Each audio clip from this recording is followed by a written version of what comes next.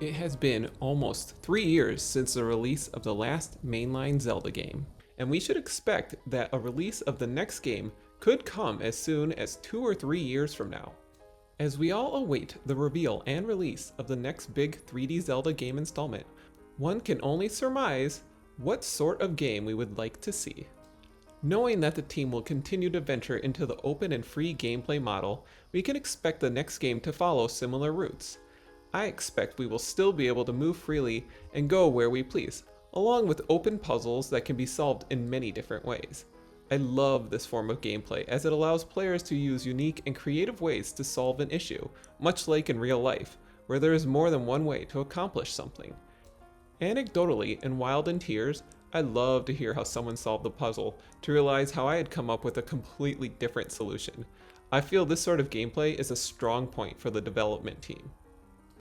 I really hope they continue letting Link play Spider-Man, being able to climb any wall and go anywhere without the old terrain barrier that made playing older or even some newer games with those movement restrictions very vexing. So fingers crossed for Spider-Link to return. A hot button issue was the breakable weapons. This gameplay mechanic was pretty core to the Wild and Tears games, so I can imagine that maybe it won't return in the next game, much to the delight of many, I'm sure. I did not mind it so much as it was part of the game's strategy, but I can see a new system of weapons that do not break, yet keeping the same variety of weapon types being a thing. So, for example, a stronger spear, a weak spear, strong and weak claymores, etc. The question is, how would you find them in the game? And is there only one? And once you get it, do you keep it forever? Is it possible to find more? Do you level them up? What would be the point of just finding a bunch of old weak weapons that you never use again? I'm not sure what sort of gameplay would work best in that situation in an open exploration game. Maybe the best weapons would be well hidden behind challenges or other sorts of activities. But what would also be nice would be the return of some of the old classic weapons, like the hookshot. Being able to use that to explore or climb would be a lot of fun, especially if we get the old double hook shots again. Oh, that'd be like Spider-Man. A fishing pole with fishing mechanics could be a good way to relax, or bring back the old ball and chain. That weapon was awesome. But the thing I want to see most in the next game is the expansion on the verticality and the exploration.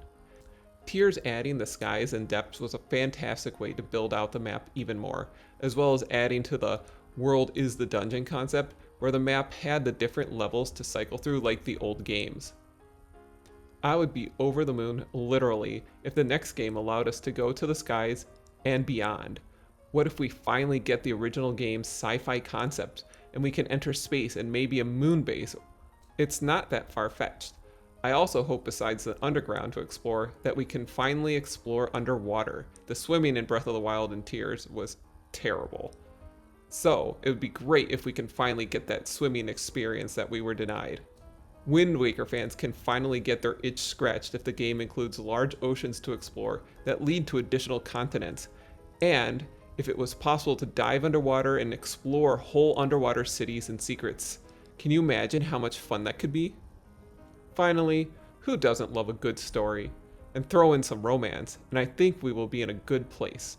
While storytelling is always secondary to gameplay when it comes to Nintendo games, I hope we can get some epic moments that were as emotionally moving as pulling the sword from the dragon's head or the final catch in Tears of the Kingdom.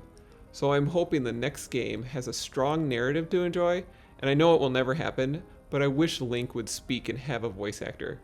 But if he can't speak, I hope at least the team gives him more facial animation and more emotion and expression. So here's hoping to a new game to enjoy by 2027. Thanks for watching.